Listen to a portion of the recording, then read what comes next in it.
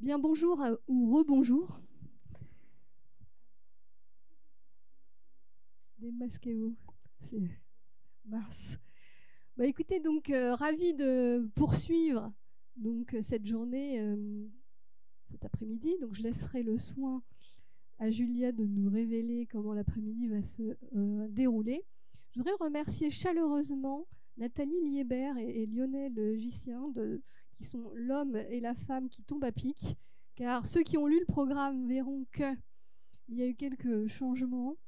Et oui, l'actualité n'est pas encore complètement sereine partout, donc de temps en temps, encore, on est contre. Enfin, voilà, il se passe des choses. Merci à tous les deux vraiment d'avoir joué le jeu. Merci également à Morgane et Clara, qui étaient prévus au programme.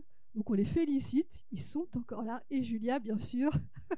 Non, mais c'est vrai qu'on vit encore des petits moments incertains. Il faut vivre dans le monde VUCA. On ne savait pas très bien ce que ça voulait dire avant le Covid. Je crois que maintenant, on a tous compris. Donc, voilà, dorénavant, il va falloir être agile. Et pour ceux qui le sont, un grand merci encore. Voilà, et je vous rappelle également, à nouveau, pour ceux qui n'étaient pas là ce matin, nous serons à nouveau réunis le 1er juillet. Alors quand je dis ça, moi j'ai l'impression que c'est... en fait, c'est après-demain.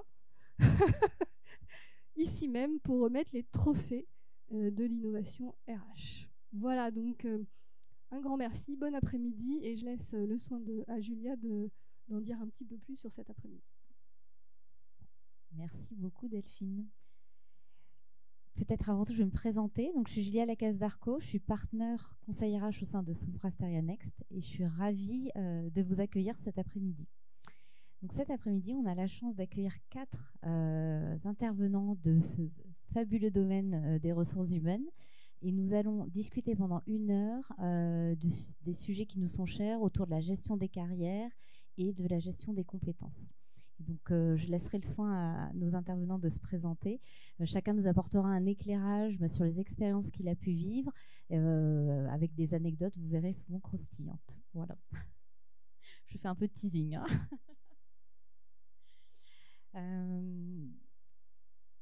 Nathalie, est-ce qu'on peut commencer par vous? Tout à fait, bonjour, vous m'entendez? Oui, le micro fonctionne. Donc Nathalie Liébert, DRH, mais je vais intervenir cet après-midi plutôt avec ma casquette de présidente du Cercle des DRH entrepreneurs.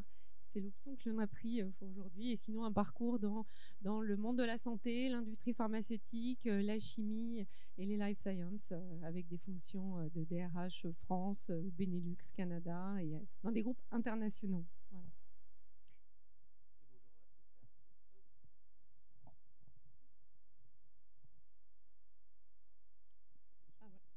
Très bien. Oui, bonjour à tous et à toutes. Je suis Morgan Yon. Je travaille pour CoachHub, qui est le leader européen du coaching digital, ou coaching en ligne, ou e-coaching. Et au sein de CoachHub, en fait, je conseille les professionnels des ressources humaines ou de la formation dans la conception de programmes de coaching sur mesure. Comment je le fais? Donc, je suis psychologue du travail et coach moi-même, et je travaillais auparavant dans la formation. Donc, du coup, je suis ravi d'être présent ici aujourd'hui. Donc, merci aux organisateurs pour l'invitation. Clara. Bonjour à tous. Donc moi, je m'appelle Clara Deletraz et j'ai cofondé il y a 5 ans maintenant Switch Collective. Avec Switch, en fait, on réinvente le bilan de compétences classiques. On a inventé une méthode innovante dont une des particularités, c'est que ça se fait en collectif. Voilà, et ça fait 5 ans maintenant qu'on fait ça, qu'on a accompagné un peu plus de 6000 personnes pour donc apprendre aux gens à construire un parcours qui leur correspond vraiment. Lionel Gissien, merci pour l'invitation. Donc, je suis DRH de Bioline, by InVivo. Donc, Bioline, c'est la partie agriculture du groupe InVivo. Alors, le groupe InVivo, vous connaissez peut-être, peut-être pas. Les plus connus à travers ces 2 marques grand public qui sont Jardiland et Gamme Vert. Voilà, donc ça, c'est la partie retail. Et moi, je suis DRH de la partie agriculture, donc Bioline. Donc, on parle de semences, on parle d'engrais, on parle de biocontrôle, on parle de phyto, on parle de digital, on parle de stockage. C'est assez long. Je suis RH depuis 5 ans au sein de Bioline. Auparavant, j'étais dans les fonctions corporate et encore auparavant, j'étais dans l'industrie automobile. Donc évidemment, entre l'agriculture et l'industrie automobile, il y a zéro lien, il n'y a aucun lien. Donc on doit réapprendre un certain nombre de principes fondamentaux. Merci à tous. La manière dont on va dérouler cette table ronde, nous allons discuter pendant 45 minutes et ensuite on vous laissera du coup l'opportunité de pouvoir poser toutes les questions qui vous passent par la tête à nos intervenants. Sans plus attendre, Lionel, nous allons commencer par vous. Au sein de votre entreprise, comment est-ce que vous définissez aujourd'hui le rôle de gestion de carrière ? Alors c'est assez traditionnel chez Bioline. On a évidemment une entité gestion de carrière, on a en termes d'organisation un talent manager qui s'occupe de suivre la carrière des gens, d'écouter les aspirations, de travailler les plans d'action, de travailler les soft skills, on en parlera plus en détail. Ça s'organise, ce qui est intéressant, c'est d'avoir en tête que ça s'organise autour de rendez-vous semestriels ou trimestriels à travers des talent reviews. Alors les talent reviews ne valent que si elles sont organisées avec le management, mais globalement la logique c'est que alors Bioline c'est très filialisé, donc on a 10 filiales. J'ai plutôt l'habitude de dire que je suis RH d'une entité de 10 fois 140 personnes plutôt que d'une entité de 1400 personnes, parce que les problématiques sont différentes en fonction de si vous êtes semences, biocontrôle, etc. Donc on fait des talent reviews locales où on va discuter de chacun, des aspirations, est-ce qu'il y a des sujets de rétention, est-ce qu'il y a des sujets d'évolution, est-ce qu'il y a des demandes de la part du collaborateur ou de la collaboratrice. On va faire un point sur les compétences techniques bien sûr, mais on va surtout faire un point sur les soft skills. Et ça c'est partagé avec les managers, et puis ensuite en termes d'organisation on a une talent review au niveau de Bioline dans son intégralité pour que les managers aient une vision transverse des collaborateurs ou des collaboratrices qui pourraient être amenés à prendre des responsabilités autres dans l'organisation. Ce qu'il faut surtout avoir en tête, c'est que aujourd'hui, il y a beaucoup d'entreprises qui font des talent reviews sur un cycle annuel. Nous, on a décidé d'accélérer, de passer au semestre ou au trimestre en fonction des entités, tout simplement parce que la logique des projets s'accélère, la dynamique de l'entreprise s'accélère, le rythme dans les entités s'accélère, les sujets se multiplient, et que donc avoir des talent reviews plus rapprochés, avec une récurrence plus importante, nous permettait de suivre un peu cette logique et de savoir comment la fonction RH peut accompagner aussi les projets avec du casting, à travers le fait de confier des responsabilités transverses sur un projet à des collaborateurs ou des collaboratrices. Donc c'est une organisation assez classique. Ce qui est important, et ça c'est assez récent, c'est la dynamique avec laquelle on va animer ça. Et on va avoir une récurrence un peu plus importante pour suivre justement l'accélération de la vie d'entreprise. Merci Lionel. Clara, je crois que vous aviez, en tout cas dans vos expériences, vous nous racontiez lors de la préparation que vous individualisiez beaucoup les démarches, qu'en tout cas qu'il y avait des attentes individualisées de la part des collaborateurs, mais que dans vos approches, vous travaillez sur le collectif. Donc comment est-ce que vous arrivez à gérer ces deux aspects ? Je pense que c'est un peu l'approche de Switch Collective. Hein. Oui, alors en tout cas, à la naissance du projet Switch, nous, il y avait le constat qu'on avait fait avec mon associé à l'époque que les compétences devenaient obsolètes de plus en plus rapidement, qu'il y avait des transitions subies ou choisies d'ailleurs qui étaient de plus en plus fréquentes, par lesquelles nous-mêmes on était passés d'ailleurs. Et on s'est dit, ok, dans un monde où d'une certaine manière, et on parlait tout à l'heure, l'incertain est devenu certain, et où du coup ça devient de plus en plus difficile de gérer son parcours, de le piloter, de se projeter et de construire un projet à la fois de carrière et puis de vie surtout qui nous correspond.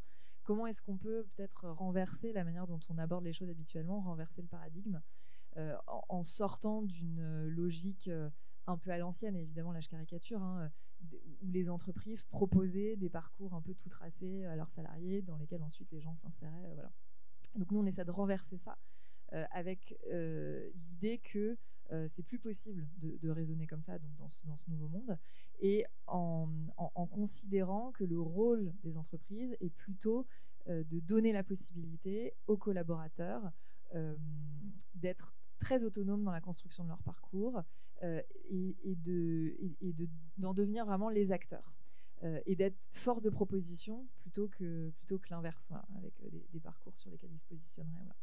Et ça nécessite, parce que ça se fait pas tout seul, évidemment, c'est pas simple d'apprendre à être vraiment acteur de son parcours, à se positionner soi, à faire ses propres choix, etc. etc.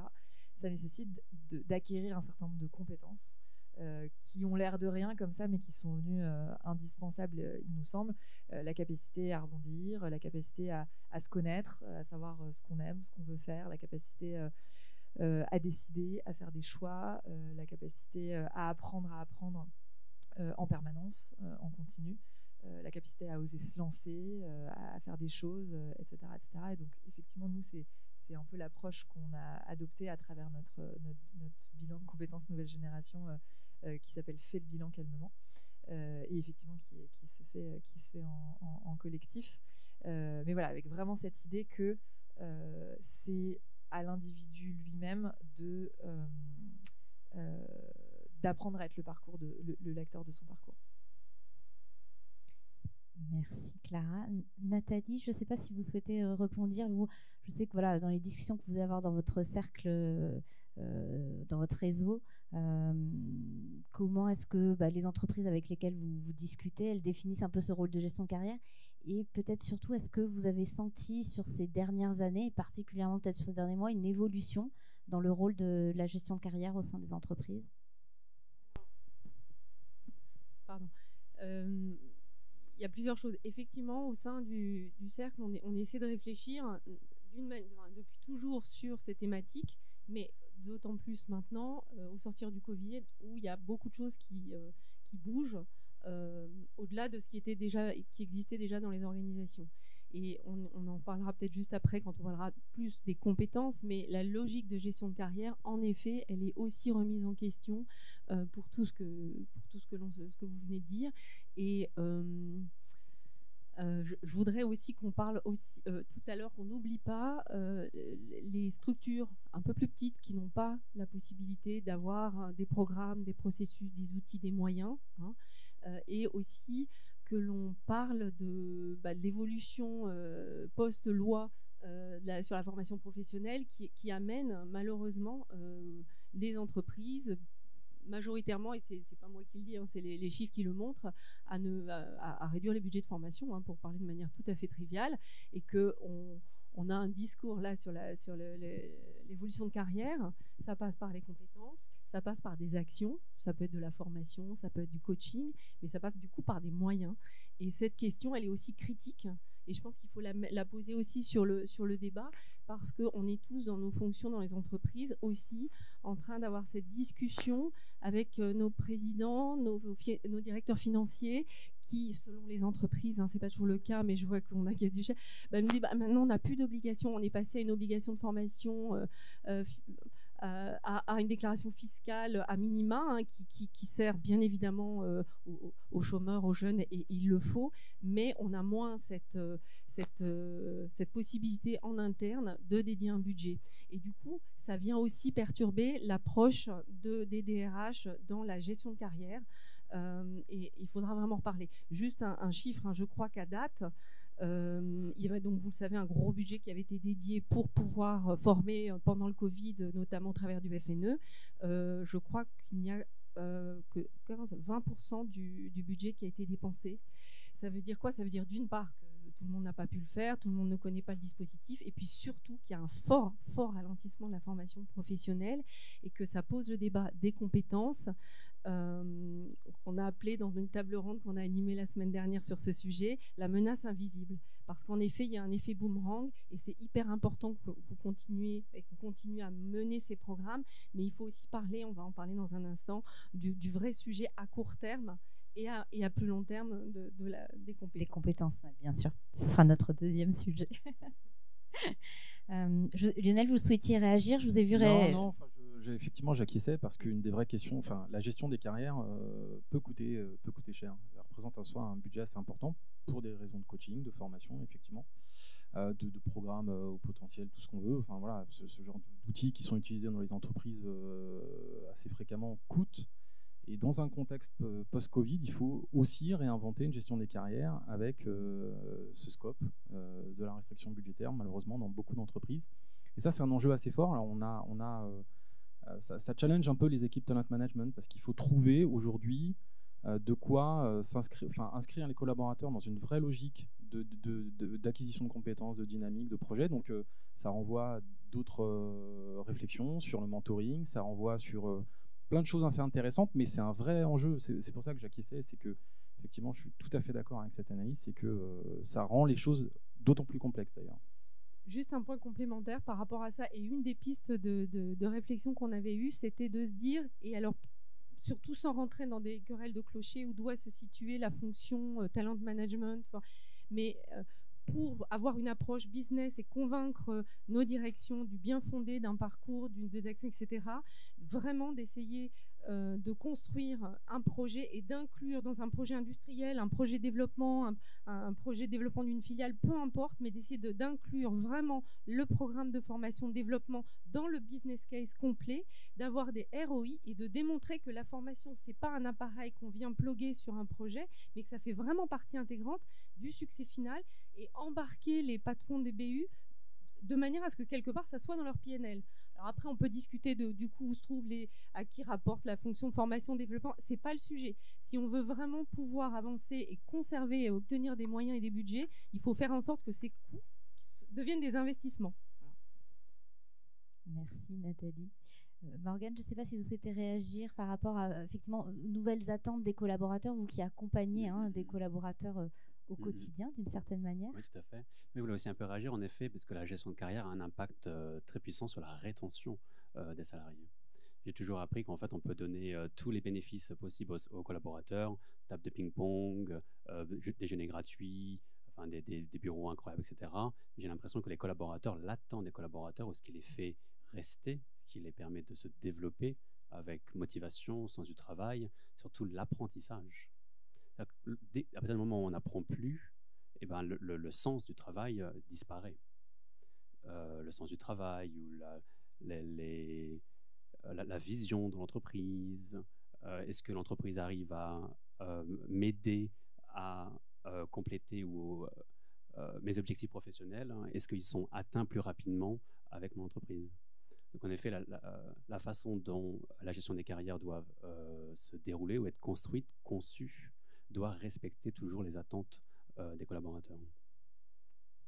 Et elles ont changé, selon vous, ces attentes-là, dans les derniers mois, dernières années, elles ont beaucoup évolué? On dirait que oui, parce que avec la pandémie, bien sûr, il y a des nouvelles attentes au niveau, par exemple, du bien-être au travail, et on voit des différences entre les pays. Donc, par exemple, certains pays qui sont beaucoup plus ouverts à la santé mentale au travail, c'est-à-dire qu'ils avaient déjà des programmes de coaching ou d'autres programmes bien-être ou ressources humaines en place. Et bien aujourd'hui, maintenant, on se dit, si je suis plus stressé au travail, si j'ai encore plus d'ambiguïté au travail, parce que je ne sais pas ce que mon service RH demande de moi, quand est-ce que je dois revenir au travail, je ne sais pas ce que mon manager, enfin bref, toute la responsabilité de l'entreprise sur la santé mentale du collaborateur, maintenant il y a une attente claire du collaborateur pour que l'entreprise prenne en charge sa santé mentale.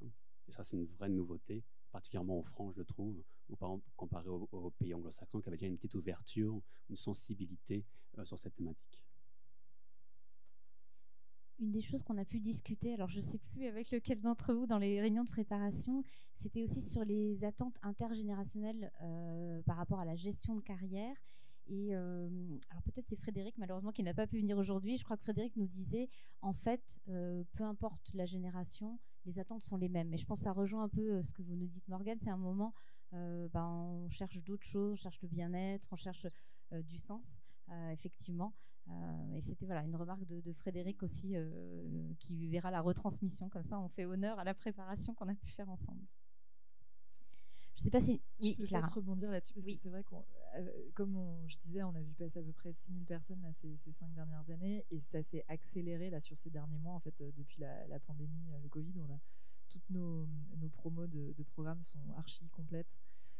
On a dû, ça a été même très compliqué pour nous de suivre ça, et je pense que c'est le signe que les attentes des collaborateurs et les aspirations étaient déjà là. Il n'y a rien de nouveau, mais ça s'est accéléré, ça s'est accentué. Donc il y avait déjà des attentes très fortes, on l'a dit, en termes de sens, en termes d'utilité, en termes d'autonomie, en termes de gestion de son temps de vie pro, perso.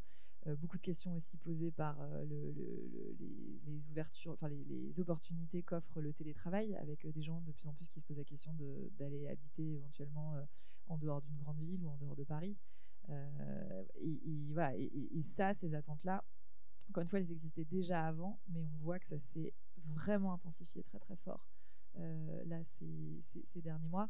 Et en tout cas, des collaborateurs, des gens qui ont aussi besoin que les entreprises voient tout ça un peu comme un tout. On n'est pas juste dans la gestion de carrière, mais c'est un peu la gestion de vie au global. Que tout ça, ça englobe aussi les aspirations quasi personnelles, en tout cas notamment de lieu de vie, de rythme de vie, etc., etc. Et donc d'être en capacité aussi de décloisonner tout ça, c'est devenu, je crois, assez important. En tout cas, c'est une attente très forte que nous, on observe. Et la possibilité aussi pour les entreprises d'être un peu plus créatives, du coup, et surtout d'être sur des parcours proposés moins standardisés et beaucoup plus sur mesure, qui prennent vraiment en compte les contraintes et les aspirations très personnelles des collaborateurs. Et donc voilà, d'être vraiment dans une logique ultra sur mesure. Et je rejoins complètement ce que disait Frédéric, visiblement sur le côté intergénérationnel.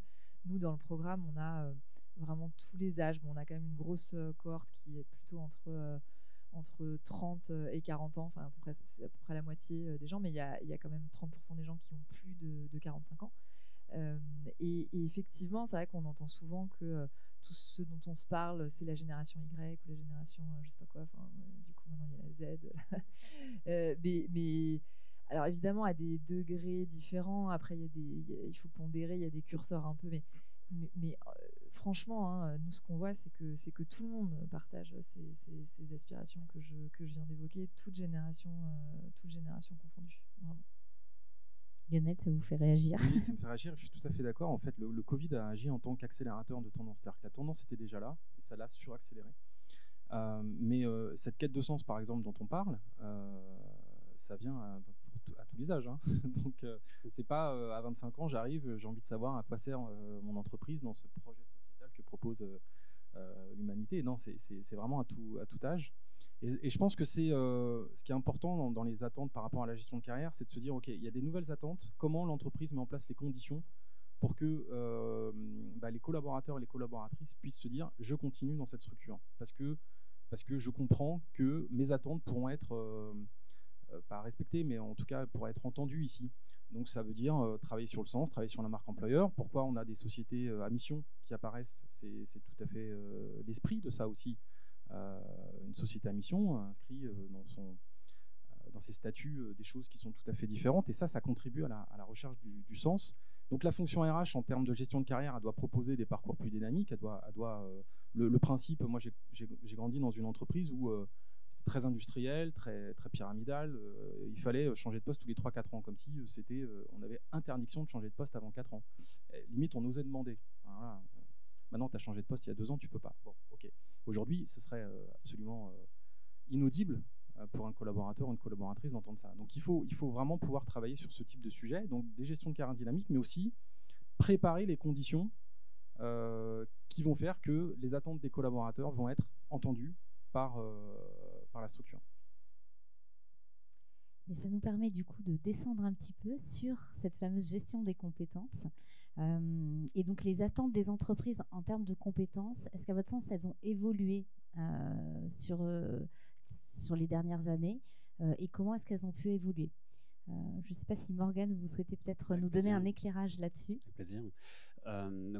CoachHub a lancé une enquête en novembre 2020, donc en novembre l'année dernière, auprès de 1000 décideurs RH, donc décideurs RH comme vous, en posant plusieurs questions sur en fait, quelles étaient leurs prédictions ou qu'est-ce qu'ils s'attendaient pour 2021 en termes de compétences à développer, grandes tendances ou challenges pour l'entreprise, mais aussi pour le service RH. Et l'une des questions, c'était quelles sont les compétences à développer pour travailler dans les nouvelles méthodes de travail, c'est-à-dire à distance ou hybride ou davantage sous stress ou nouvelle gestion des carrières et ainsi de suite. Et donc les DRH avaient plusieurs choix de réponses, 3 choix parmi toutes les compétences listées, et la moitié d'entre eux ont choisi collaboration. Ensuite, prise de décision. et par la suite 41% gestion du temps. Et je trouve ça très intéressant parce qu'il nous a un peu surpris chez CoachHub, où à chaque fois que je parle de cette étude, c'est par exemple où est la résilience, où est d'autres compétences, où est le leadership aussi là tout de suite là-dessus. Donc c'est comme si en fait c'était des compétences, des soft skills vraiment, j'ai l'impression qui concernent surtout l'équipe. L'équipe ou la productivité, la dynamique de groupe. Quand on parle de collaboration, c'est aussi la productivité. Donc ça, c'est très intéressant. Et une autre enquête que j'ai faite, qu'on a menée juste pour aujourd'hui, c'est d'analyser les objectifs de coaching de tous nos coachés pour voir si en effet, si aujourd'hui, nos coachés, donc principalement des managers, si en effet, ils travaillent sur ces compétences attendues. Et en fait, les compétences les plus choisies par ces coachés sont la gestion du temps aussi, donc les DRH avaient bon pour celui-ci, la communication, sachant que la communication est 4,8 fois plus sélectionnée que toutes les autres compétences. Chez CoachHub, il y a 18 compétences dans notre référentiel de compétences. La gestion du conflit, très intéressant. Régulation des émotions. Et en dernier, la résilience. C'est très intéressant qu'en effet, la résilience n'est jamais montée si haut. On se dit, nouvelle charge de travail, comment travailler de la maison, comment collaborer à distance, comment motiver les équipes à distance et toujours avoir du changement, toujours. Donc en effet, apparemment, c'était la gestion du temps qui serait une compétence vraiment clé à développer pour faire face ou pour être peut-être engagé ou motivé ou se sentir bien, épanoui dans ces nouvelles méthodes de travail. Cette étude a été réalisée là dernièrement, hein, c'est ça, Morgane? Oui, alors l'enquête DRH en novembre de l'année dernière, et ensuite les objectifs sélectionnés par les coachés, c'est un rapport qui vient de chez CoachHub de la semaine dernière pour aujourd'hui. Merci. Nathalie, comment vous, du coup, sur ce sujet des compétences, toujours pareil, hein, dans vos discussions avec le réseau, qu'est-ce qu'il en ressort? On discute beaucoup. Hein. C'est normal. Non, mais vraiment, alors, il y a le quoi, effectivement, de quelles compétences on veut, et puis il y a le pourquoi. Et il y a une autre étude en fait sur laquelle on s'est appuyé parce que je n'avais pas encore la vôtre, qui est une étude qui a été réalisée au niveau mondial sur justement l'état des compétences, qui a été faite entre juillet et août 2020 et sur collaborateurs, managers, dirigeants et sur tous les métiers, tout secteur d'activité. Ça est porté sur 5300 personnes. Et l'idée, c'était de questionner un peu quel est l'état post-Covid, crise, des compétences d'une manière générale. Et je ne vais pas du tout vous ennuyer avec les chiffres, mais plutôt les enseignements pour vraiment faire le lien. Le quoi, et vous avez la matière au travers de vos travaux, ça sera à travailler avec vous dans l'entreprise, évidemment en fonction de la stratégie, du besoin, etc., là où vous en êtes. Mais il y a un autre élément finalement qu'il faut vraiment prendre en compte et qui va nous rassembler tous, c'est pourquoi on fait tout ça. En effet, pour développer les compétences et travailler sur des parcours, mais aussi parce que indirectement, et c'est ce que montre cette étude, on travaille effectivement sur la marque employeur, sur la rétention, sur les RPS. L'étude montre qu'en fait, les collaborateurs souffrent de ne pas avoir été formés, mais pas tant parce qu'ils sont en perte de compétences, métiers, techniques, mais parce qu'ils ont le sentiment qu'on se désintéresse à eux, donc et que ça génère un stress, que ce stress a été mesuré et qu'il se répartit, il se répand sur malheureusement l'écosystème, c'est-à-dire que ça engendre ensuite des mécanismes de comportement, de consommation, donc, et là évidemment vous imaginez ça fait boule de neige, et il agit aussi sur la productivité. Et là les dirigeants se disent « Ouh là là, finalement c'est un autre angle d'attaque d'ailleurs, si je ne développe pas, même si j'étais pas convaincue, finalement, si je développe les compétences de mes équipes, je vais faire en sorte de travailler sur ma productivité. » Il y a là donc RPS, évidemment la marque employeur. Cette étude montre que les collaborateurs sont prêts à démissionner si l'entreprise ne développe pas les compétences. Encore une fois, quel que soit le sujet. Et on ne parle pas de former tout le monde, peu importe. Pour le coup, après, c'est un travail de construction d'un programme de formation. Mais l'acte de développement des compétences, il se diffuse de manière vertueuse, à la fois sur les RPS, sur la marque employeur, la rétention et sur la performance. Donc là, les leviers de construction du business case, on les a vraiment. De votre côté, Lionel, du coup, chez Bioline, là, sur cette gestion des compétences, comment vous voyez l'évolution? Enfin, on en a un peu parlé là, pendant la préparation. On a effectivement des attentes fortes concernant les soft skills, ce qu'on appelle les soft skills. Alors, je ne sais pas si on doit les opposer aux hard skills, etc. C'est toujours je ne suis pas sûr que ce soit toujours assez assez complémentaire. Non, ce qu'on voit, c'est effectivement que les attentes sont très fortes de l'entreprise par rapport aux soft skills. Pourquoi ? Parce que, ce que je disais tout à l'heure, on a une accélération du rythme des projets. Je pense que c'est une vraie constante, ça. C'est-à-dire qu'en fait, le rythme des entreprises s'accélère. Dans tous les secteurs, pandémie ou pas, le rythme de la prise de décision s'accélère. L'entreprise est aussi jugée sur sa performance à accélérer, voire à rétropédaler aussi par rapport à un certain nombre de sujets. Donc on avance, on se lance plus vite, on se rétracte plus vite, et on repart sur une autre direction plus vite, etc. Donc ça, c'est capital. Donc ce qu'on voit, c'est des attentes très fortes en termes d'agilité. Alors agilité, le mot est hyper à la mode, hein. Vous le savez, mais s'il est à la mode, c'est à mon avis pas un hasard. C'est-à-dire qu'on a des attentes très fortes dans cette capacité d'adaptation des collaborateurs. On l'appelle agilité ou capacité d'adaptation en fonction, c'est à peu près la même chose. Mais cette flexibilité, cette souplesse, cette capacité à proposer, cette capacité à être disruptif, aussi un autre mot à la mode, mais c'est parce qu'on encourage aussi ce type de modèle, de fonctionnement. Donc là, il y a des attentes très très fortes. Ce qui ne veut pas dire que les compétences techniques sont laissées de côté, parce que le socle d'une entreprise repose souvent sur son core business technique. Mais par contre, on a des attentes fortes en termes de soft skills, et c'est aussi à travers ce type d'attentes qu'on va aussi susciter des schémas d'innovation, et ce serait dommage de ne pas en profiter d'ailleurs. Mais il y a un autre point aussi sur l'innovation. Mais ce qu'on voit, c'est effectivement, pour moi, c'est des attentes très fortes sur ces nouveaux curseurs, sur ces nouvelles compétences. Et ça renvoie au sujet de la formation. C'est comment on va aller. On ne peut pas apprendre comme ça à quelqu'un. On peut lui apprendre à faire un bilan comptable en passant un peu de temps dessus, mais comment on apprend à quelqu'un à être agile, ça c'est un autre problème. Et c'est assez compliqué. En continuité de ce sujet, c'est comment est-ce qu'on les évalue, ces soft skills? Je garde la main. Ouais.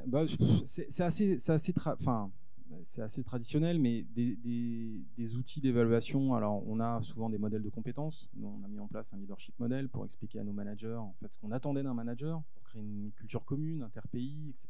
Donc, ça peut être à travers ce type d'exemple, ou au moins ça permet de fixer un socle commun. Souvent, ce qui manque aussi, c'est des référentiels communs, hein, parce que chacun se fait sa propre conviction par rapport à ça, mais il n'y a rien qui va dans le même sens. Donc créer des modèles, il faut pas que ce soit dogmatique bien sûr, mais créer des modèles, des référentiels de compétences, c'est un des points. Et puis évidemment axer l'évaluation, réserver les entretiens individuels peuvent inclure une partie sur l'évaluation de ces attentes. Mais c'est toute une culture d'entreprise. Alors on a mis en place des 360, il y a plein de choses comme ça qui peuvent aussi aider à transformer un peu l'entreprise. Mais il y a des éléments qui sont un petit peu plus complexes à mettre en œuvre, mais qui ne sont pas des innovations, mais des bonus collectifs, par exemple. Ça va aussi dans le sens de comment on essaye de faire en sorte que cette dimension projet, parce qu'en fait, ce qu'il faut aussi, c'est viser un collectif, hein, à travers ça.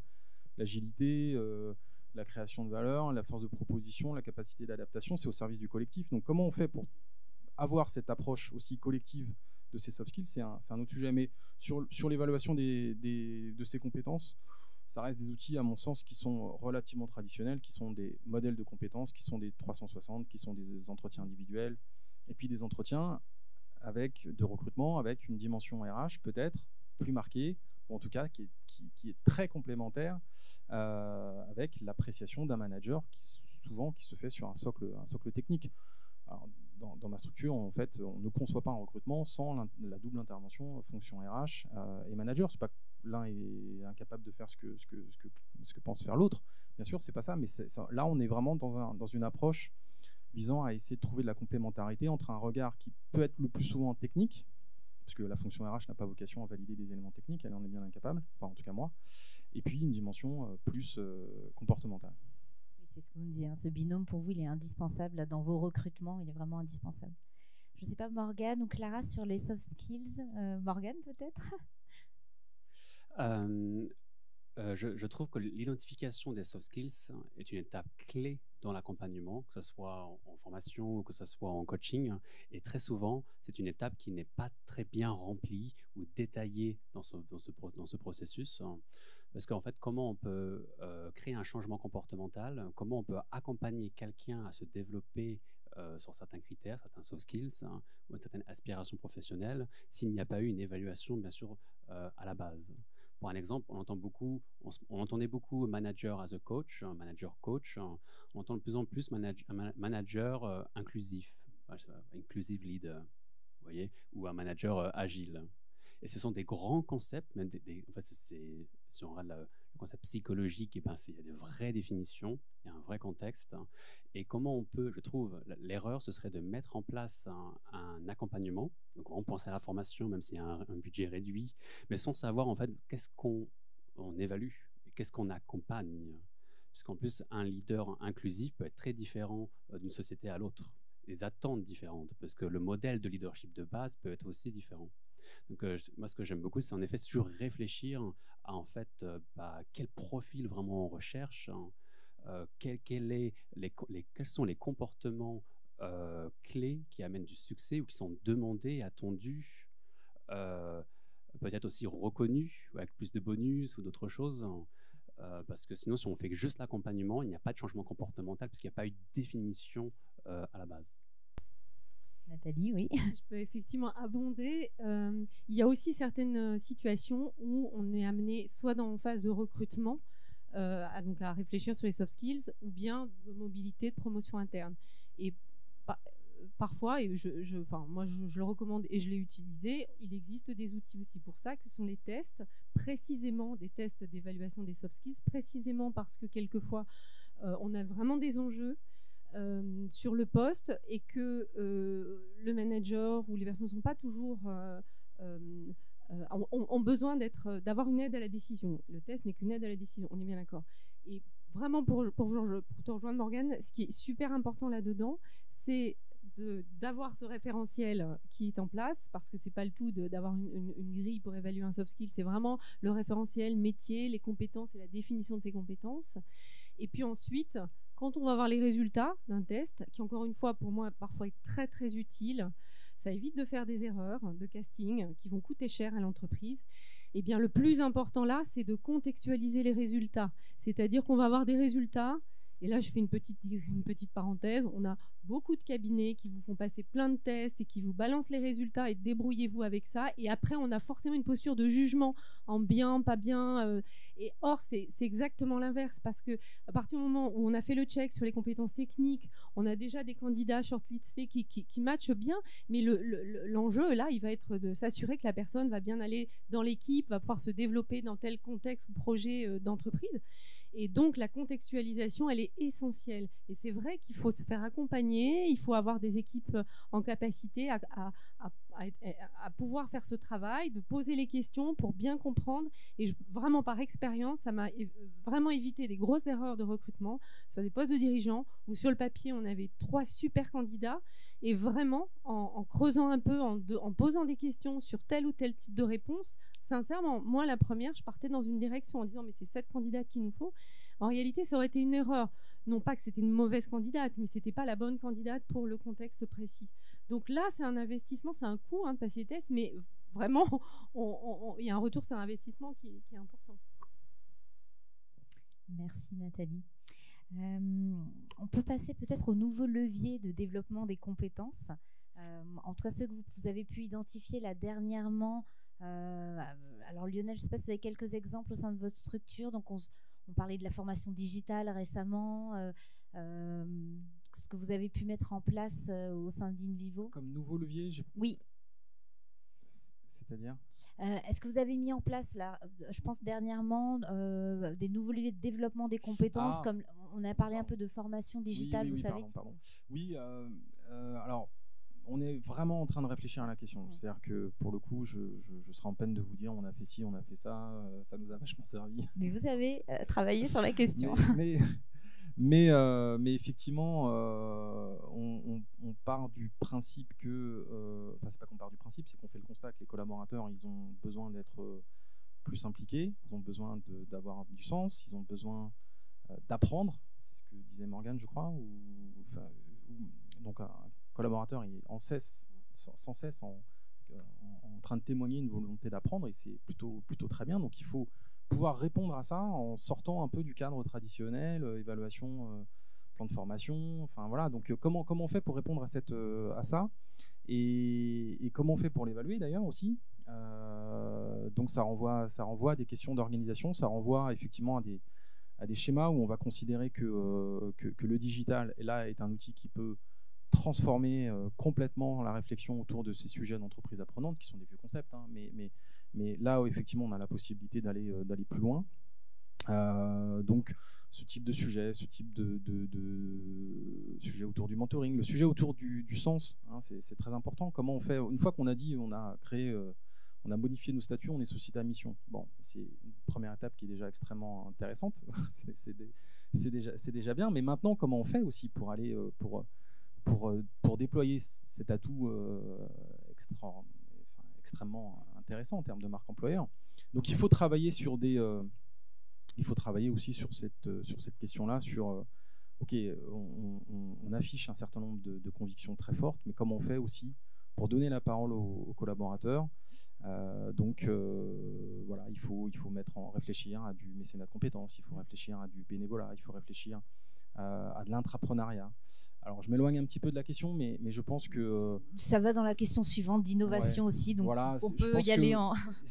On a des soft skills, donc effectivement, alors on a des soft skills, on a toujours eu des soft skills, sauf qu'aujourd'hui on met l'accent sur la capacité à bien les identifier et la capacité à bien s'en servir dans une logique de rétention, etc. Donc ce serait dommage de ne pas en profiter.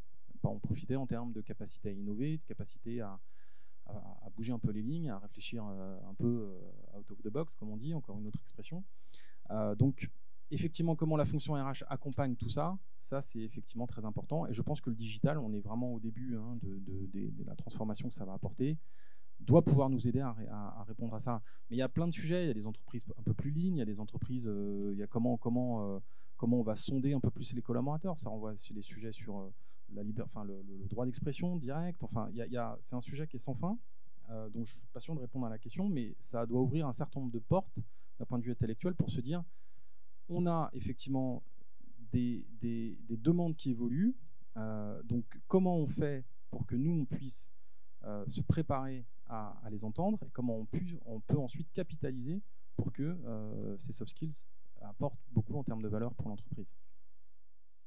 Ce que nous disait Frédéric, il nous a dit, parce que c'était intéressant, il nous a dit ces derniers mois, en tout cas depuis 1 an, il a vu tous ses collaborateurs être vraiment force de proposition, en particulier dans le développement des compétences. Et il dit, j'avais jamais vu ça de toute ma carrière. Et il dit, le fait du coup d'être un peu chez soi, du coup un peu enfermé, ils ont voulu sortir un peu de ce cadre-là. Et du coup, il dit, j'ai jamais vu autant d'innovation au sein de mon entreprise. Je ne sais pas si vous avez ressenti la même chose, vous aussi, dans votre quotidien. Alors, du coup, ça, c'est super intéressant parce qu'il va vraiment falloir capitaliser là-dessus. Parce qu'il y a un autre point que je voulais aborder pour enchérir, c'était, je ne sais pas si c'est un levier ou un enjeu pour les compétences, mais c'est de capter l'information sur ces compétences et d'arriver à la maintenir dans nos systèmes. Que ce soit un SIRH ou même un tableau Excel, ça marche très bien aussi. Mais le problème de cette donnée précieuse sur l'état des compétences des collaborateurs, déjà, quand elle existe, souvent elle a été captée au moment de l'arrivée du collaborateur, elle n'est pas mise à jour forcément. Ensuite, le collaborateur, il va plus souvent mettre à jour son LinkedIn. D'ailleurs, l'étude le montre, je crois que c'est en 40% des cas, le LinkedIn, c'est la source d'information et pas le SIRH de l'entreprise parce qu'il n'y pense pas. Et je crois que dans 20% des cas, les personnes répondent que l'information, elle est à jour nulle part. Donc là, il y a un vrai sujet, parce que pour pouvoir travailler sur les compétences, il faut l'avoir quelque part en stock et surtout pouvoir la maintenir. C'est un travail énorme et je crois que tout le monde le sait dans cette salle. C'est le sujet. C'est comment avoir la data propre et comment la mettre à jour. Mais du coup, je pense qu'il faut surfer sur un événement comme ça pour, je sais pas, moi je me rappelle en fait quand on a mis en place la SIRH et Léo Pharma, on a fait un challenge pour inviter les gens justement, et on leur faisait gagner des trucs, pour les inviter à remplir dans le SIRH toutes leurs compétences pour être sûr qu'on ait de la donnée, parce que si c'était envoyer votre truc à la RH, enfin c'est pas possible. Il faut qu'ils soient incentivés pour le faire. Il peut y avoir des trucs rigolos selon la culture d'entreprise, mais il faut vraiment arriver à capter cette information. Oui, peut-être pour rebondir là-dessus, parce que je trouve que c'était intéressant ce que disait Frédéric, et nous, c'est vraiment quelque chose qu'on essaie d'apprendre aux participants à notre programme Fait Bilan. C'est vraiment parce que c'est un état d'esprit, l'apprentissage. En vrai, cette envie au quotidien d'apprendre de nouvelles choses, de s'ouvrir à de nouvelles opportunités. Et parfois, ça peut passer, en tout cas dans un premier temps, par de la formation informelle, de la formation qui ne passe pas toujours par des programmes forcément ultra structurés, même s'il en faut, évidemment. Hein, on revient à ce que vous disiez, Nathalie. Mais en tout cas, de mettre les gens dans un mindset qui leur permet, sur LinkedIn, sur le net, parce qu'en fait, il y a énormément de ressources à disposition, d'avoir envie d'apprendre tout le temps et d'apprendre tout le temps de nouvelles choses à travers des livres, des MOOC, et nous, je sais que c'est vraiment un truc qu'on essaie d'apprendre aux gens, de se dire comment est-ce que tu te mets dans cet état d'esprit qui va te permettre d'apprendre en permanence, parce qu'en fait c'est une posture, et c'est Morgane, tu le rappelais, hein, qui c'est comme ça qu'on a envie de se lever le matin, qu'on a envie d'aller au boulot, qu'on se sent stimulé. Et en plus, le fait de s'ouvrir comme ça de manière informelle déjà dans un premier temps à plein de nouvelles choses, c'est aussi ce qui permettra de nourrir des demandes vers de la formation un peu plus formelle et des choses un peu plus structurées. Donc ça, je crois que c'est vraiment quelque chose de très, très important. Et ça passe, je trouve, pour faire le lien aussi avec la question sur la formation, les nouvelles tendances par rapport à ça. Enfin, nous, en tout cas, la manière dont on a eu envie de l'aborder, c'est la dimension collective et collaborative. Parce que quand on est avec d'autres gens qui apprennent, ont envie d'apprendre, sont dans une démarche comme ça, une posture d'avoir envie de se projeter, d'aller de l'avant, de découvrir des nouvelles choses, potentiellement en plus des gens qui ne viennent pas forcément de la même entreprise, ça permet vraiment d'échanger, de partager, d'imaginer des choses auxquelles on n'avait peut-être même pas pensé, des domaines, des soft skills, voilà, à côté desquels on était passé. Et donc, c'est marrant parce qu'on parle toujours de la formation digitale, et nous, on fait de la formation digitale. Donc mais je trouve que d'une certaine manière, moi, je me dis, l'innovation, je ne sais pas si elle vient vraiment de là ou en fait de l'humain et du collectif, du collaboratif. Enfin, nous, c'est ça qui se passe. Alors oui, ça se passe en ligne, et c'est quelque chose, une conviction très forte qu'on partage avec Numa, qui est représentée par Karina cet après-midi, qui est cette boîte géniale avec laquelle on s'est rapproché avec Switch, parce que justement, on avait ces mêmes convictions autour de la dimension collective et collaborative, d'embarquer à chaque fois des cohortes de gens qui vont vivre une vraie aventure pendant plusieurs semaines et qui vont apprendre ensemble. Et les organisations apprenantes, celles qui fonctionnent, qui arrivent à apprendre de manière un peu organique et permanente comme ça, c'est celles en général qui capitalisent sur cette dimension collective et collaborative. Et Numa, par exemple, en ce moment, propose des formations qui cartonnent, notamment autour du management hybride, parce que c'est un peu une question chaude du moment. Et ça se passe beaucoup à travers ça, à travers le partage d'expériences avec des pairs, des managers qui partagent aussi leurs galères, ce sur quoi ils ont pu se nourrir à droite à gauche, et ça marche très très bien. Donc pour faire peut-être aussi la transition avec la question suivante, moi je trouve que l'innovation, finalement, elle n'est pas toujours là où on croit. Ce que j'aime beaucoup dans ton approche, Clara, c'est qu'en fait, tu parles beaucoup de collectif, mais en fait, tout vient aussi de l'individuel. On parlait un peu de ça tout à l'heure. Quand on parle de l'identification des compétences, la définition des compétences, hein, c'est que oui, c'est le pouvoir, c'est le dynamisme collectif, hein, mais ça vient surtout d'une belle Elle n'est jamais profonde, détaillée, une notification des compétences ou des soft skills à développer ou celles qu'on peut partager. C'est-à-dire, en effet, comment puis-je parler de mon niveau d'inclusion ou de leadership adaptatif, je ne sais pas comment on va le dire, si je ne sais pas en fait comment le définir moi-même et comment partager ça avec l'autre. Donc moi, j'ai l'impression que l'innovation vient aussi maintenant que les RH sont de plus en plus intéressés par l'individualité.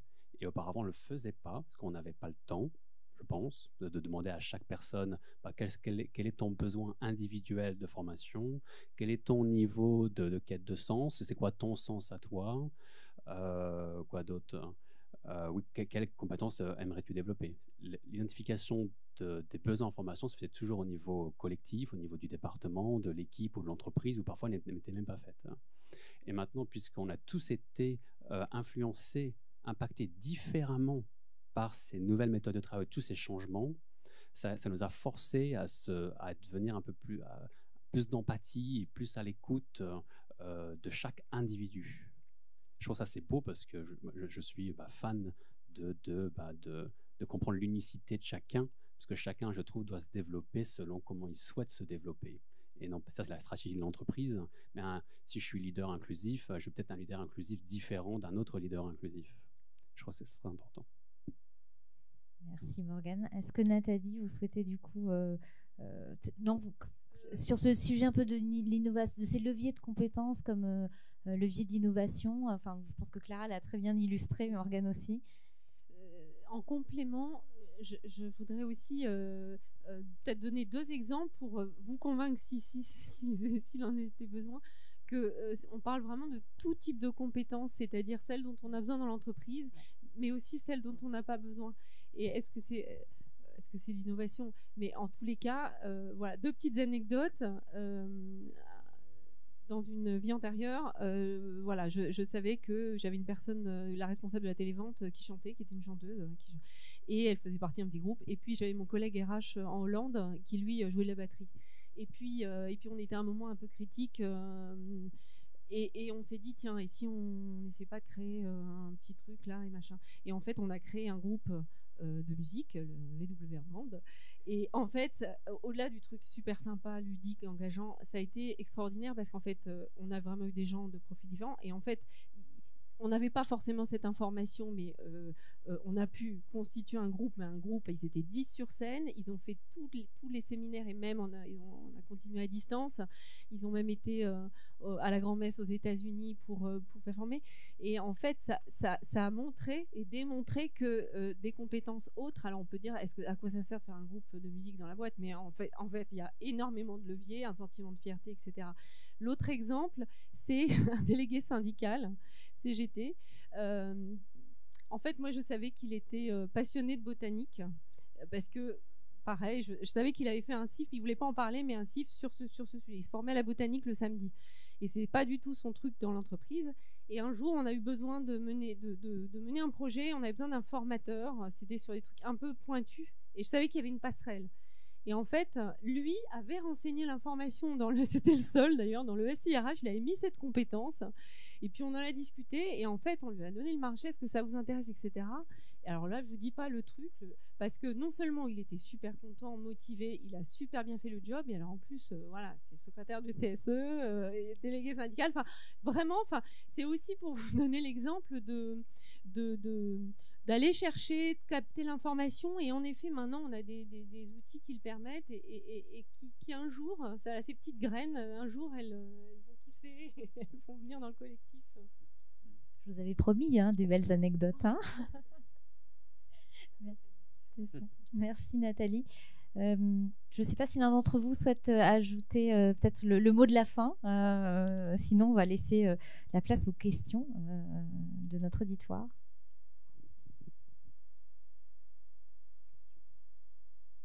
Vous avez des questions?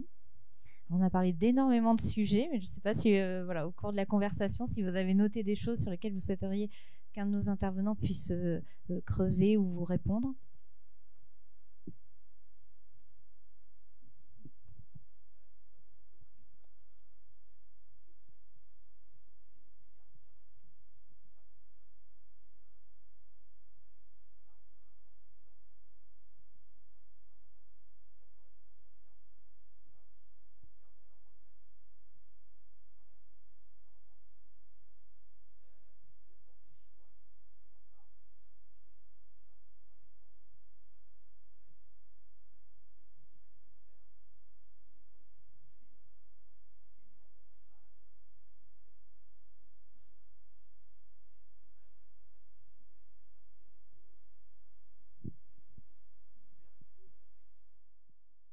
déjà, ce sont des gardiens d'immeubles, vous dites, et toute leur vie professionnelle, ils sont gardiens d'immeubles.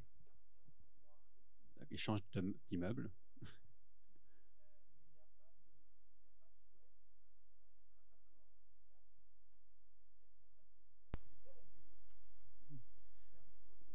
Peu de souhaits et de leur part. Ils veulent évoluer de leur part.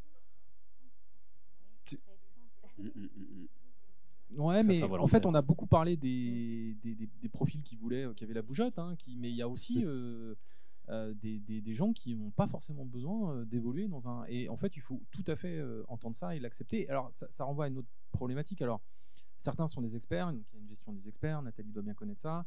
Mais il y a aussi des profils. Moi, tout va bien. J'ai pas envie que bon, pour vivre heureux, vivons cachés, etc. Il faut le respecter, il faut l'entendre, il faut essayer de comprendre. Est-ce que c'est lié à un vrai desiderata de se dire, moi, je suis bien là et j'ai pas forcément envie de faire autre chose, ou est-ce que c'est au contraire plutôt un manque de confiance, ce genre de choses. Il faut déceler le pourquoi du comment. Mais on a aussi, il faut être prêt à entendre ça, et c'est pas pour autant qu'il n'y a pas de gestion de carrière.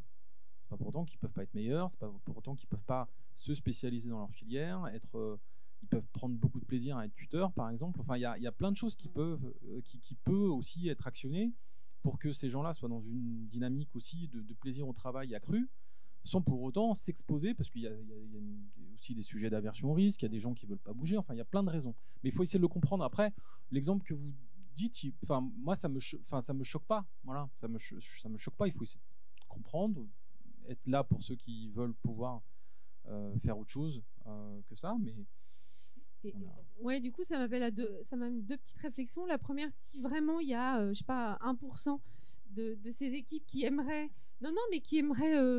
faire autre chose, peut-être qu'il y a une réflexion, un petit chantier à mener sur le référentiel de compétences, de voir avec la branche si ça peut pas se calquer sur un autre métier, même complètement différent, mais qui fait appel un peu aux mêmes compétences.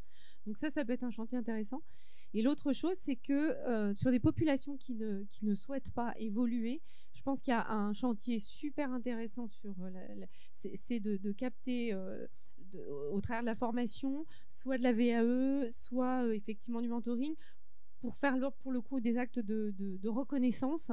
Ce sont vraiment des personnes qui ont une expertise, qui peuvent la transmettre ou qui seront extrêmement gratifiées d'avoir un certificat. Donc il y a aussi des certificats dans la branche, j'imagine, et de leur proposer, non pas pour aller faire autre chose ailleurs, mais au contraire de reconnaître leur métier, leur proposer de suivre un parcours. C'est hyper valorisant. Vous le faites probablement.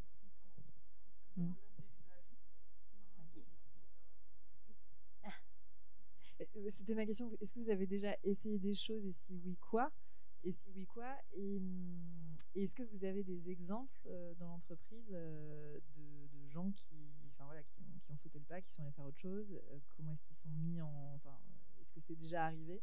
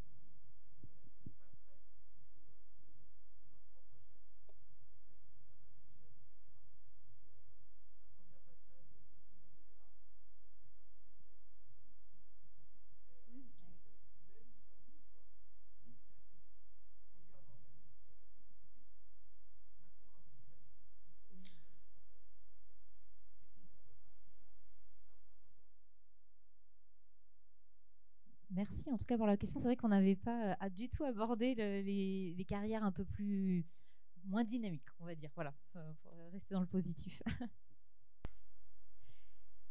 Est-ce qu'on a une autre question?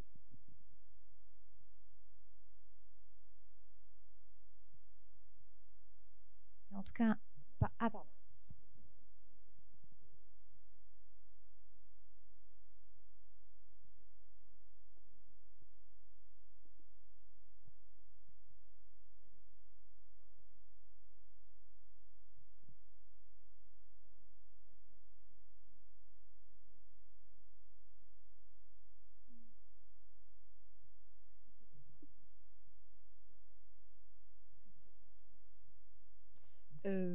très rapidement, pour que vous vous projetiez un peu dans ce qu'on fait, que vous imaginez les choses. En fait, on embarque des promos de 20 personnes à chaque fois, donc qui viennent en général d'horizons assez différents. Et ça, c'est important, parce que c'est aussi quelque chose qui nourrit beaucoup le groupe et le collectif, justement. Donc on les embarque pendant plusieurs semaines, quasiment 2 mois et demi. Et pendant 2 mois et demi, une fois par semaine, le groupe se retrouve dans une séance collective avec un formateur. Et en plus de ça, tous les jours, pendant toute la durée du programme, tout le monde reçoit un mail avec un exercice à faire de manière quotidienne. Et ça, c'est hyper important parce que l'idée derrière, c'est de dire le changement, justement, ça prend du temps. Ça doit venir on en parlait tout à l'heure avec Morgane aussi, assez profondément de ce qu'on a vraiment à l'intérieur de soi. Donc voilà, ça prend du temps à émerger et ça s'inscrit vraiment dans la durée et dans le quotidien. Donc c'est cette idée que tous les jours, il se passe quelque chose et le collaborateur ou le participant réfléchit et fait un petit exercice qui par ailleurs est très ludique et sympa à faire. Et voilà. Et on fait passer du coup les participants par différentes phases. Une première phase où on leur apprend à mieux se connaître. Donc on l'a évoqué tout à l'heure, à la fois en termes de hard skills, de soft skills, de savoir-être, de savoir-faire. On essaie aussi, parce qu'on l'a un peu évoqué, mais sur ces histoires de hard skills et soft skills, et comment est-ce qu'on peut faire le pont aussi entre les deux, c'est qu'on essaie de réfléchir, nous, en termes d'aptitude. C'est-à-dire qu'on se dit, si quelqu'un a eu certaines hard skills, on va dire, je sais pas, la compta, parce que je crois que c'était l'exemple que vous avez pris tout à l'heure, voilà, c'est un truc très... qu'est-ce que si on extrapole ça, on se dit a priori un comptable il va avoir des compétences de gestion, enfin voilà, il va être en général assez carré, analytique, etc. Bon, il y a tout un tas de compétences comme ça qu'on peut extrapoler et de se dire comment est-ce que ça on peut à la fois potentiellement les appliquer à d'autres domaines et en tout cas comment est-ce qu'on peut les identifier pour permettre aussi aux gens de sortir de ce qui parfois peut être un peu cornerisant et en plus ça redonne confiance aussi. Enfin, on l'évoquait pour les gardiens, l'exercice serait sans doute intéressant à faire aussi de quand on a été gardien on a acquis une expérience forte et comment est-ce que de ça on peut essayer d'aller extrapoler vers autre chose. Donc ça c'est la première étape. Ensuite, on les fait passer par une phase d'exploration que j'évoquais un peu tout à l'heure, cette idée de comment est-ce que j'ai déjà tout un tas de choses à mon actif, mais comment est-ce que je peux aller même au-delà, aller, pour reprendre là aussi l'exemple des gardiens, me mettre dans cet état d'esprit d'avoir envie d'apprendre, avoir envie de regarder ce qui se fait ailleurs, de mettre dans cette posture d'apprentissage constant. Et donc là, ça passe par des challenges d'exploration. Enfin, voilà, la dimension collective est très forte aussi à ce moment-là. Et puis une fois qu'on a fait tout ça, ça rentre dans un travail de convergence avec l'idée de créer ce qu'on appelle sa boussole, donc tout ce qui est important pour soi, pas seulement en termes de compétences justement, même si c'est bien sûr au cœur, mais aussi en termes de pourquoi, en termes de sens et en termes de comment, parce que ça aussi c'est hyper important, c'est-à-dire en termes de, je l'évoquais aussi un petit peu en filigrane tout à l'heure, mais parce que souvent, les gens, quand ils ne sont pas heureux dans leur job, ils se disent qu'il faut qu'ils envisagent une reconversion radicale. Et alors, parfois, ça a du sens. Mais parfois, en fait, le problème vient des conditions dans lesquelles on exerce son job. Il vient parfois aussi du rapport qu'on entretient avec son travail. Parce que parfois, on met trop de choses dans son boulot ou à l'inverse, pas assez. Enfin, voilà, il y a des choses à repositionner à cet endroit-là. Et donc, on fait travailler aussi sur toutes ces dimensions-là qui sont hyper importantes, surtout à l'heure où, je le disais tout à l'heure, les gens ont besoin d'envisager les choses de manière globale, avec un projet de vie qui s'ancre quelque part et dans lequel, bien sûr, le travail a toute sa place, mais où il y a plein d'autres choses autour. Et dans la dernière phase, on leur apprend à savoir, une fois qu'ils ont défini un peu mieux leur boussole, leur projet, à savoir en parler de manière convaincante, impactante, innovante aussi. Comment est-ce qu'on fait dans ce monde pour sortir un peu du lot, pour savoir se présenter de manière un peu différente de ce qui se fait habituellement. Voilà, donc on fait passer par toutes ces étapes-là et encore une fois, en collectif, ça c'est hyper important avec une énergie qui accompagne le groupe voilà, tout du long. Et un travail en même temps qui reste très individuel et très profond au niveau individuel. Quoi. Et avec Numa, avec qui on s'est rapproché, il y a plein d'autres formations pour accompagner les managers, les jeunes managers notamment.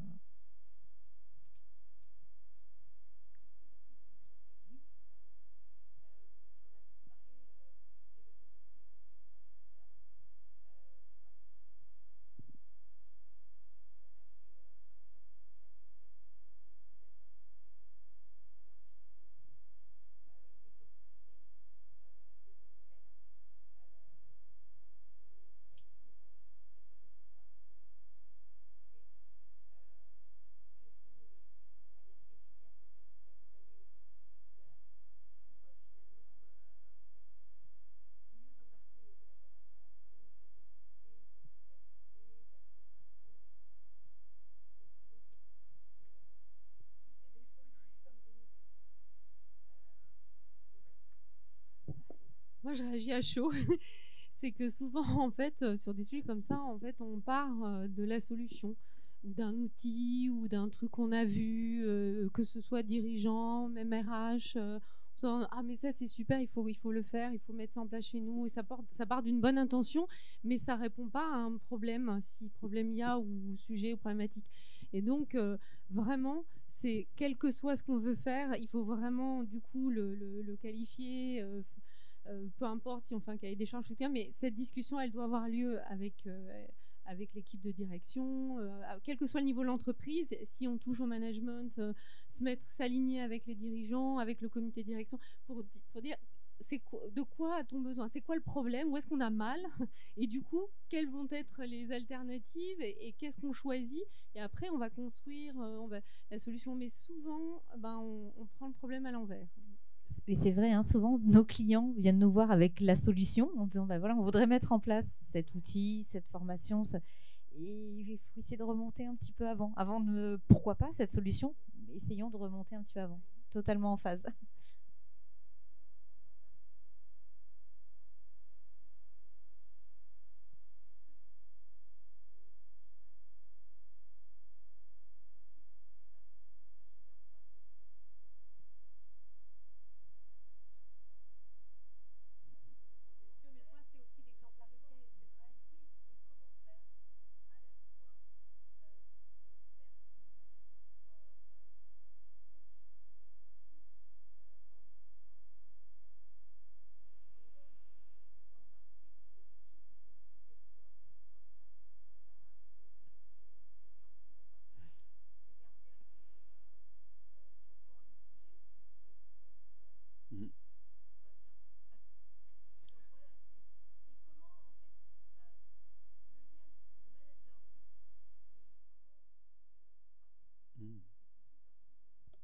Très bonne question. Donc, quelques éléments de réponse de la part de CoachHub. Du coup, pour les deux réponses, on voit que pour un bon déroulement de programme de coaching, qui fonctionne, pour avoir des rôles modèles, en effet, il faut commencer par le haut. Donc, en effet, si on offre de l'accompagnement en coaching aux dirigeants, puisqu'ils comprennent les bénéfices du coaching, la facilité du coaching digital, ensuite, il est plus facile de l'offrir ou de le recommander, bien sûr, ensuite aux équipes. Mais lorsqu'on commence par les équipes, ça peut être les middle managers ou ça peut être l'équipe elle-même, parce que le leader peut dire moi j'ai déjà eu du coaching, ou même je veux pas du coaching, je n'ai pas besoin. Il peut se dire aussi je préfère aider mon équipe avant de m'aider moi-même. Une stratégie aussi. Il y a un effet en psychologie qui est l'effet ricochet.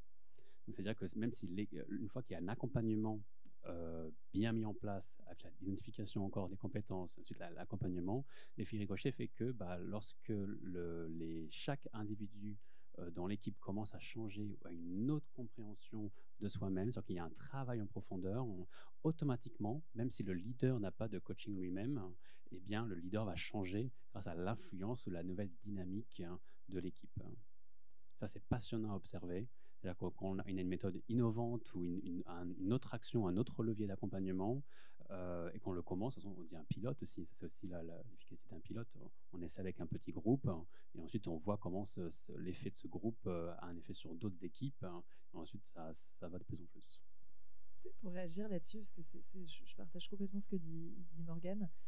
Donc en fait, nous on a le programme Fait Bilan où on accueille plutôt en général des particuliers finalement qui peuvent être financés par leur entreprise, mais qui viennent vraiment faire le programme. Donc c'est interentreprise, c'est très mélangé de ça. Mais on adapte aussi notre méthodologie pour accompagner en interne dans des entreprises, donc en intra pour le coup, les collaborateurs sur la construction de leur parcours en interne.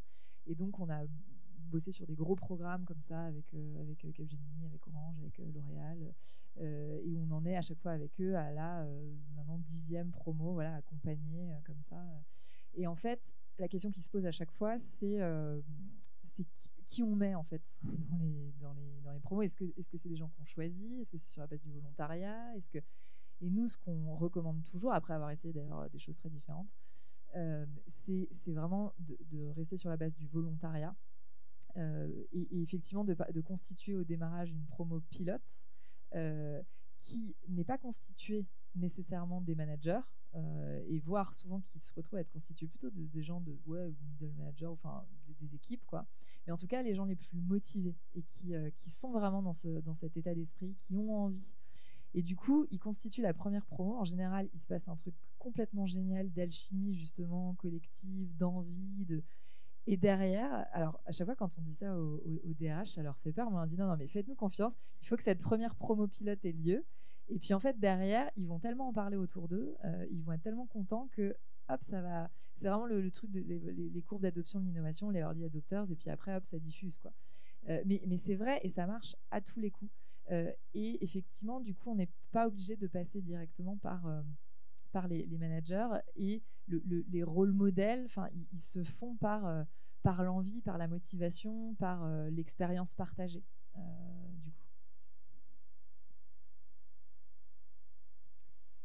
On va devoir conclure. Je suis désolée. Il y a encore une petite...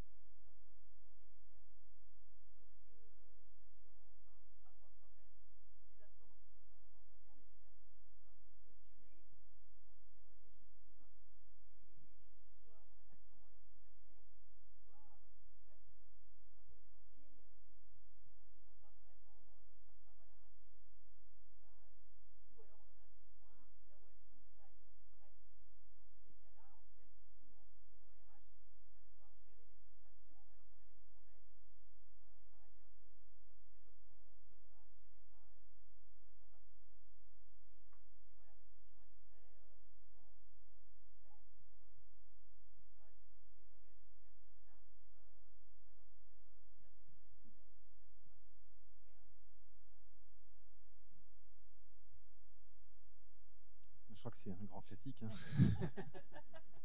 On se pose tous la question. Moi, je pense qu'il n'y a pas de réponse universelle, miracle, tout ce que vous voulez. Je pense qu'il faut communiquer avec les gens. Il faut aussi il faut expliquer. Il faut prendre le temps d'expliquer. Il faut être transparent. Il faut assumer les décisions aussi. Je pense que c'est important d'être responsable face à la déception d'un collaborateur en disant bah oui, c'est une décision qui est prise, qui est assumée, mais voilà les raisons. Et voilà ce qu'on peut faire. Ou ne pas faire. Mais en tout cas, je pense qu'il faut... ça sert à rien de se cacher, de se réfugier, de ne pas répondre. Donc, non, je pense là-dessus, on a tous à gérer des déceptions. Mais ça fait partie aussi de la gestion hein, la vie de l'entreprise, hein, des déceptions. Et puis, encore une fois, qui peuvent se traduire par des départs. Mais ce que je dis souvent aux managers à qui ça arrive, je dis c'est pas grave, c'est la vie de l'entreprise aussi, et l'entreprise doit se préparer à ça. Peut pas considérer la gestion des talents comme un départ comme un échec absolu. Il faut faire en sorte qu'en termes de rétention, en termes de dynamique de carrière, on fasse le maximum, mais on voit bien que avec les attentes qui se multiplient, on ne pourra pas répondre favorablement à toutes les... Donc il y aura forcément un peu de frustration, donc il y aura potentiellement des départs. Le tout, c'est d'en avoir le moins possible, d'avoir cette dynamique très, très positive. Mais quand on a de la frustration, quand on a de la déception, il faut pouvoir l'expliquer, il faut pouvoir communiquer, il faut pouvoir proposer des solutions alternatives aussi, ça idéalement. Et puis proposer des plans d'action pour qu'on puisse... mais c'est inhérent à la gestion de carrière aussi. Hein. Ça dépend aussi parfois de la culture de l'entreprise. Il y a certains groupes qui ne travaillent, qui favorisent vraiment essentiellement la mobilité interne, donc la frustration est d'autant plus grande à gérer. Ou à l'inverse, il y a des choix d'entreprises qui fonctionnent par mode projet et qui vont constituer une équipe et puis s'en séparer. Ça dépend vraiment des modèles d'entreprise et de la culture. Mais par rapport à ça, du coup, effectivement, ça s'explique et c'est souvent une discussion qu'on a parfois en CSE avec les partenaires sociaux qui nous reprochent qui reproche à l'entreprise et à la direction d'avoir été chercher un talent à l'extérieur. Et je pense qu'effectivement, il faut faire de la communication, voire de la pédagogie, pour dire qu'une entreprise, elle fonctionne avec tout l'écosystème, qui a tout un projet et mettre en avant les actions de développement qui sont faites en interne, mais que c'est aussi important de temps en temps d'aller chercher un talent, d'aller chercher une expertise, de l'expliquer en assumant en toute transparence, de dire tout ne se fait pas dans l'entreprise, vous-même vous venez d'ailleurs, etc. Et puis de prendre des exemples, mais c'est vrai que c'est le quotidien. Et je communique souvent là-dessus en disant que l'entreprise se nourrit aussi et progresse aussi avec la diversité de ses profils. Et de temps en temps, il faut pouvoir rentrer des regards extérieurs parce que, qu'on le veuille ou non, quand vous êtes depuis 10 ans ou 15 ans ou 20 ans dans la même structure, vous avez un œil habitué pour le coup. Donc ça veut pas dire qu'il est voilà, mais ce côté à un moment cette capacité à penser un peu out of the box où on va se dire tiens, on a des idées nouvelles, tiens, il y a quelqu'un qui va nous apprendre sur une expérience passée qu'il a eue dans son c'est une richesse. Et ça, il faut assumer de le dire aussi. Ouais. Moi, j'ai aussi en CS2E de temps en temps la remarque en disant vous avez confié un poste de directeur à quelqu'un qui vient de l'extérieur, comme si on n'avait pas les compétences, et quel message on envoie pour les collaborateurs en interne. Donc, les collaborateurs en interne qui ont postulé, on les voit, on assume, on ne va pas se cacher, et puis on communique aussi sur les atouts d'un recrutement extérieur. La problématique, c'est d'avoir une politique focusée 100% mobilité coûte que coûte. Alors, ça peut exister dans les périodes de crise, ou d'avoir une politique de recrutement 100% externe. Bon, l'équilibre, la vérité, est entre les deux. Mais oui, c'est une bonne question. Ouais. Et en fait, on en parle, donc ça veut dire qu'on est quand même confronté à la question plus régulièrement que. Un grand merci à tous les quatre, en tout cas, pour avoir partagé vos expériences. Et à bientôt. Merci beaucoup.